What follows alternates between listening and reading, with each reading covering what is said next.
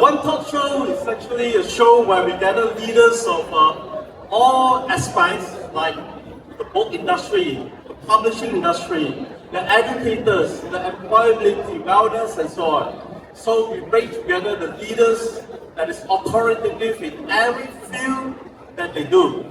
But today we have a very special event. This is the 5th year that we're doing the Book Fair One Talk Show, but this is the first time we launched the book. Because the book is really an awesome book across genres, and the committee has actually chosen for this unprecedented event to launch the very first book in the One Talk Show. So I hope you enjoy the evening, and without further ado, I hand the ceremony to the MC. Thanks, Lee. Assalamualaikum warahmatullahi wabarakatuh. Salam sejahtera and good evening. I am Zahira from World Scientific Publishing, and it's my honor and pleasure to serve as your MC for this evening program. Yang amat mulia, Tunku Laksamana, Tunku Datuk Seri Utama Nakiuddin, Ibni Tuanku Jaafar, Yang amat mulia, Tunku Zain Al-Abidin, Ibni Tuanku Muhriz, Yang amat mulia, Tunku Dara, Tunku Tan Sri Nakiah binti Almarhum Tuanku Jaafar, Yang mulia, Raja Datuk Seri Elina binti Almarhum Sultan Azlan Shah, the author of RUMI, Captains of the Light, Evren Sharma, members of the diplomatic corps, distinguished guests, ladies and gentlemen, on behalf of the organizing partners and all those who have contributed to making this occasion possible, it is my great pleasure to welcome you to this special occasion. We are delighted to gather this evening for the official launch of RUMI, Captains of the Light, a remarkable new work by Evren Sharma. We are also deeply honored by the gracious presence of the royal guests, whose attendance lends great distinction and significance to this occasion. Thank you all for joining us as we come together to celebrate the publication of this inspiring book. To begin the program, it is my privilege to invite His Excellency A.J. Sharma, British High Commissioner to Malaysia, to deliver his remarks. Your Excellency, may I respectfully invite you to the stage.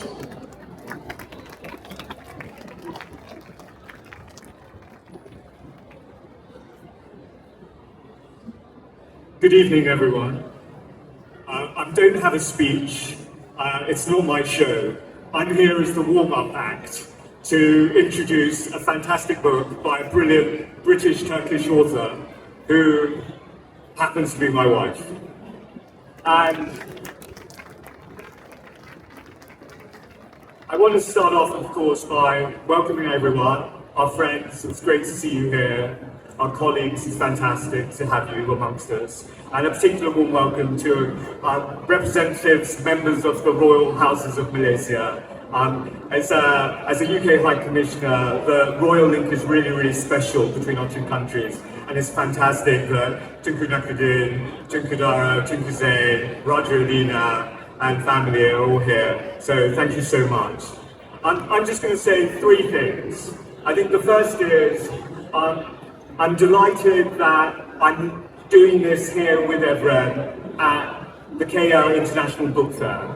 I can't think of a better place to launch a book than a place where countries, cultures, identities, ethnicities come together. And that for me sums up Malaysia, that sums up Kuala Lumpur. And I'd really like to thank the Managing Director of the World Trade Center and the chair of the KL Book Fair for giving Evren this opportunity.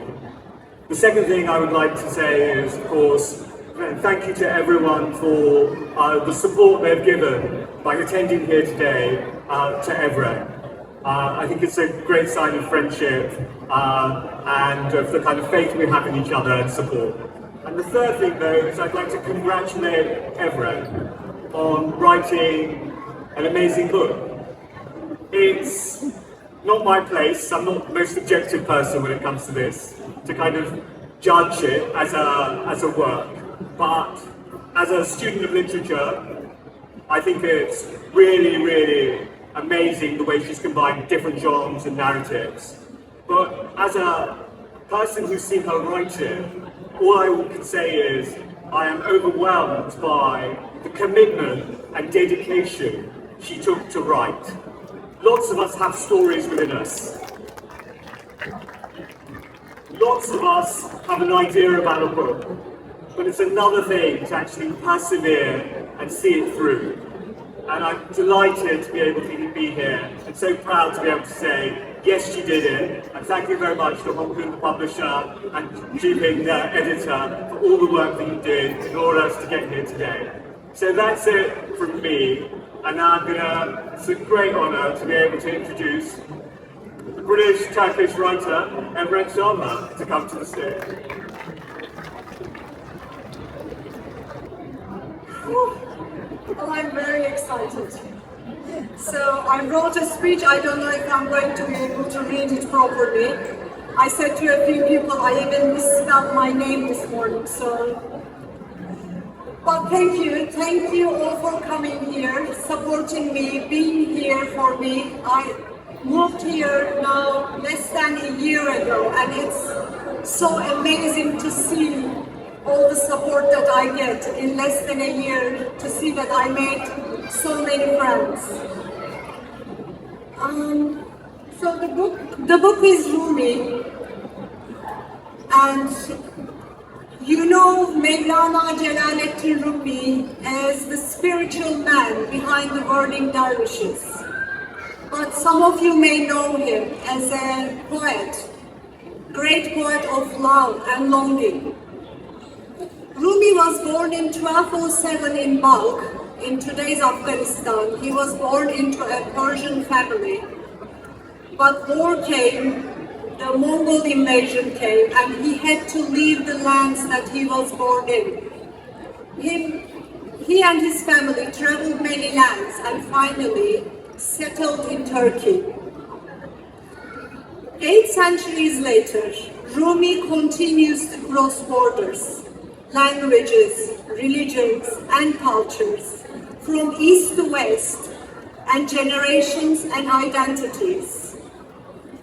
As a migrant himself, he manages to connect people and still teaches us that there are no borders when it comes to the basic human emotions such as love and longing.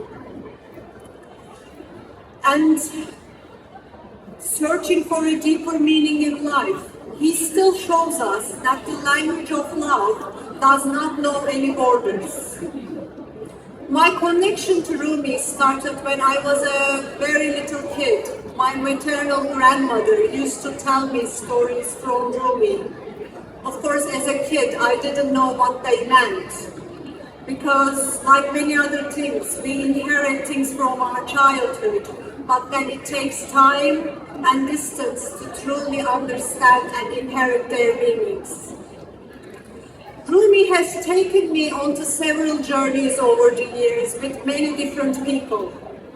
I started writing this book in 2018 in Qatar, and continued writing it in England, and rewrote it, did more research, and then rewrote it again. And finally it brought me to here, before you tonight, to Malaysia. And I think that shows the journey that reflects on us by Rumi. Rumi originally was an Islamic scholar, like his father before him. But how did an Islamic scholar become the greatest love poet of all times? And who was Shams Tabrizi,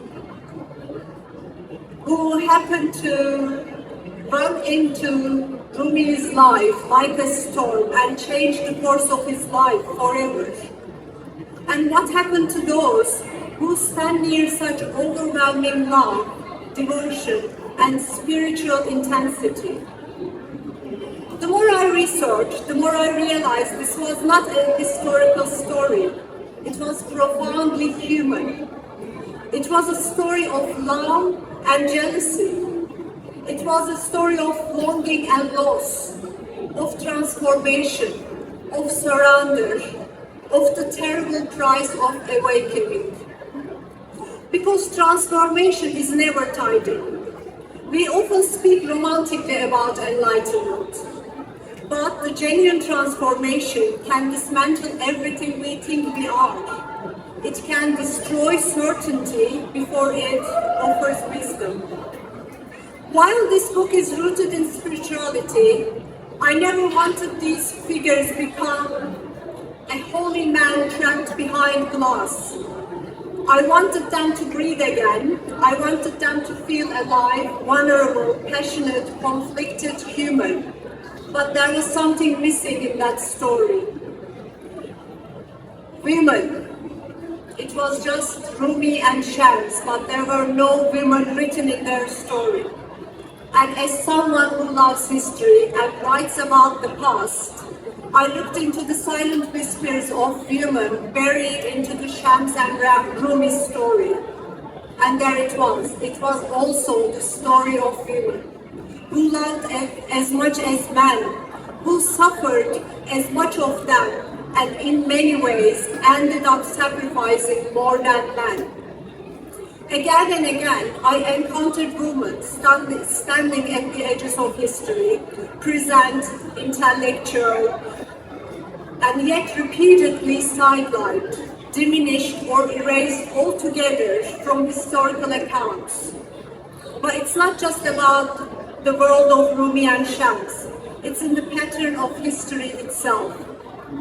And I feel very strongly that these women deserve to be seen, not as shadows surrounding great men, but as human beings with voices, desires, fears, intelligence, grief, and agency of their own. One of the most important aspects of writing this book for me was to listen carefully to those silent whispers of women, and to ask not only what was written, but what was left out. Because sometimes absence itself tells a story. And literature has a unique power here. It can create space for forgotten voices to breathe again. Giving voice to these women was not simply a literary choice for me, it was necessary. Not by rewriting history recklessly, just by listening carefully to what they whispered between the lines. So, while this book is certainly about Rumi and Shams, it's also about the women who were affected by them, who supported them, challenged them, suffered because of them, and loved them. Rumi once wrote, the minute I heard my first love story, I started looking for you. I think that surge still exists in us. We live in a world that's increasingly fractured, politically, emotionally, and spiritually. While we are more connected than ever, we've never been lonely. We have endless information at our fingertips, yet we have never needed to find the meaning of life more. And perhaps that's why people are going back to Rumi again and again, 8 centuries later. There is a line by Rumi that stayed with me throughout this book. The wound is the place where the light enters through. This is the story about captivity as much as liberation. Captivity to love, captivity to grief, captivity to longing, captivity to the light itself. It's the Rumi captives of the light. And finally, I would like to thank my husband and my son. For the last 8 years, tirelessly, they kept on listening about me, moaning about Rumi and Shams and Kimya and Kara. And they were the first editors of my book, and they were the first ones to bravely told me, no, this is not working. But it did at the end. And I would like to thank my publisher, Chua Hong Kun, he's somewhere, yeah, and my editor, Lo Shiping, and her endless patience with me, and also the people who brought us together. I hope this book invites readers not only into the world of Rumi, Shams, and their women in their life, but also into the reflection about love, transformation, memory, and the invisible threads that connects across time. Thank you for accompanying me yet to another journey on RUMI. Thanks for being here with me tonight. And now I would like to invite Tunku Dara and Raja Elena onto the stage